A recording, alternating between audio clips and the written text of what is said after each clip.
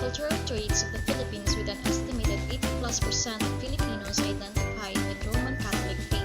Expectedly, the Lenten season or Holy Week is considered as one of the most important among the Philippine holidays. Barrosuain Church,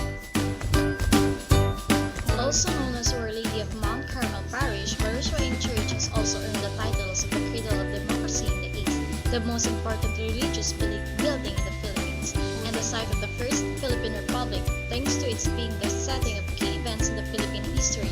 The three major occurrences were the convening of the First Philippine Congress, the drafting of the Malolos Constitution in 1898, and the inauguration of the First Philippine Republic in 1899. Beyond the Church. There are many churches in Manila, and this one was founded by Dominican priests in 1596. The Binondo Church is also known as the Minor Basilica of St. Lorenzo Ruiz, the first Filipino saint at Our Lady of the Most Holy Rosary Parish, and has been rebuilt numerous times over the centuries due to constant damage by war and natural disasters. Sporting history, Spanish and European Baroque science elements, the church has retained its original character.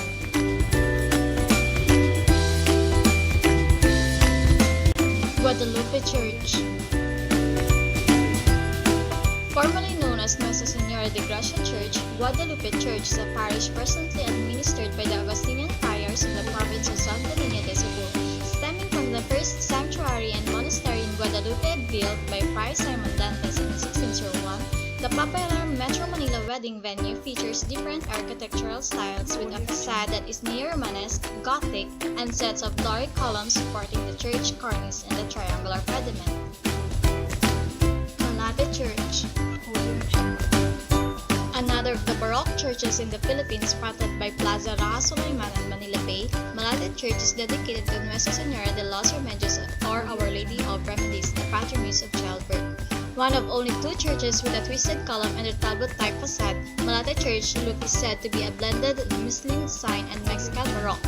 Inside is an image of Our Lady of Remedies enshrined on the main altar, bought by Augustinian fathers from Spain in the 1600s.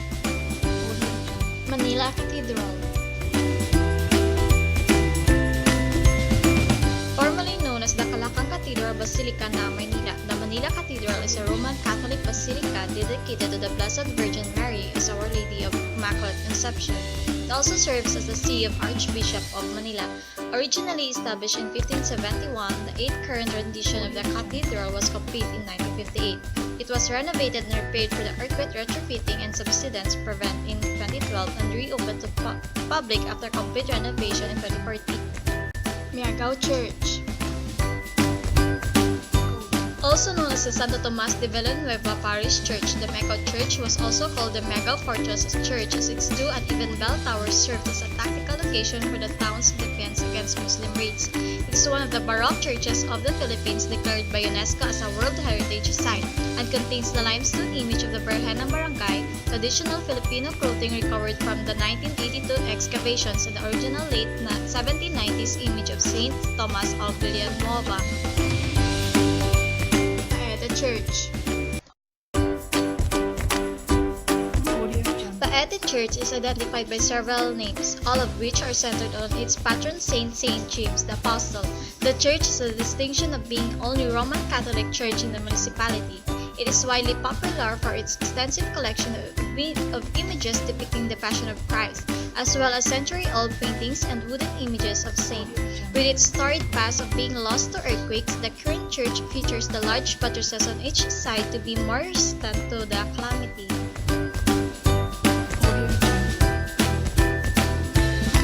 Baway Church. A UNESCO World Heritage Site under the inscription Baroque Churches of the Philippines, the St. Augustine Church in the municipality of Paway, Ilocos Norte is widely recognized for its distinctive architecture characterized by 24 massive buttresses on the side and back of the structure, also declared as a National Cultural Treasure by the Philippine government in 1973. This also has 3-story coral bell tower that resembles a pagoda, which was built separately from the church for its earthquake safety.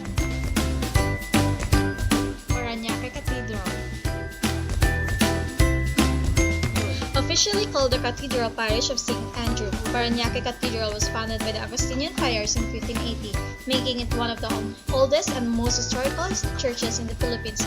It is also the seat of the Roman Catholic Diocese of Parañaque, which is the church that comprises the city of Parañaque, Muntinlupa, and Las Piñas. The cathedral is the home of the Nuestra Señora del Buen Suceso, which was canonically crowned as the patroness of the city, Parañaque, in 2000. Quiapo Church. Quiapo Church is very popular because it is the location of the reputedly miraculous Nuestro Señor Jesus Nazareno, better known as the Black Nazarene, located in downtown Manila in Plaza Miranda. The Baroque church was expanded in 1984 to accommodate more devotees. Only its facade was with fitted columns and the dome at the transept were retained from its classic design. The church was officially declared as a minor basilica in 1988. San Agustin Church. A church in Manila under the auspices of the Order of St. Augustine, the current San Agustin Church is actually the third to be established on the site. The first was built in the bamboo and nipa in 1571, but destroyed by fire in 1574. The second was wooden, but similarly burned down in 1583. The third is the one still standing today, and in 1993, it became one of the 4 local Spanish-era churches to be chosen by UNESCO as a World Heritage Site, collectively known as the Baroque churches of the Philippines.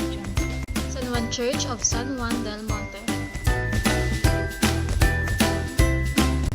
Built at the onset of the 1600s, the church, more formally known as Santuario del Santo Cristo, and its convent has undergone numerous destructions and subsequent renovations throughout San Juan's history. The current church was built in 1774 and was used as a shelter by the Katipuneros during the 1898 Philippine Revolution. It serves as a seat of the Cofradía del Santísimo Cristo de San Juan del Monte, or the Fraternity of the Holy Christ of St. John of the Mountain. San Sebastian Cathedral of Bacolod. A late 19th century church, San Sebastian Cathedral served as the seat of the Roman Catholic Diocese of Bacolod. The church began the construction to its current form in 1876, with coral stone sourced from the island of Guimaras being the material it was primarily built upon. About 9 years since its initial construction, the church's 2 bell towers were built to accommodate 2 different-sized bells as well as a large clock. The bells are now seen in special belfries situated in the church courtyard. Santa Maria Church. Another UNESCO World Heritage Site, this structure that is also known as the Church of Our Lady of the Assumption was built on top of a hill to serve as a lookout, citadel, and religious center during the early administration of the region by friars and soldiers of the Spanish colonial era.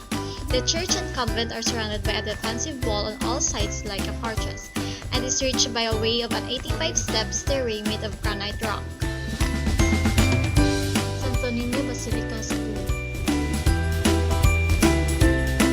Officially called Basilica Menor del Santo Niño, the Santo Niño Basilica is recognized as the oldest church in the Philippines and is the location of where a statue depicting child Jesus, known as the Santo Niño de Cebu, was discovered by Spanish explorers in 1565.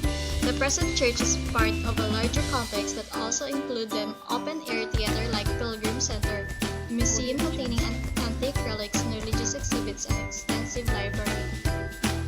Santa Cruz Church. Consecrated in 1619, the Santa Cruz Church was initially built to serve as a parish for the increasing number of Chinese migrants moving to Manila and converting to Catholicism. Through time, the church sustained damage from natural occurrences and was eventually destroyed completely by the end of World War II. Reconstruction was completed in 1957. Taal Church.